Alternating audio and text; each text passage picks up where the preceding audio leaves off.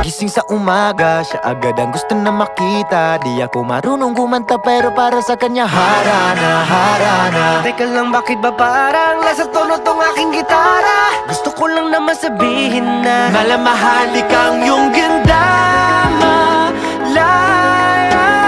Di magwawakas, tila parirala. Diyos ko,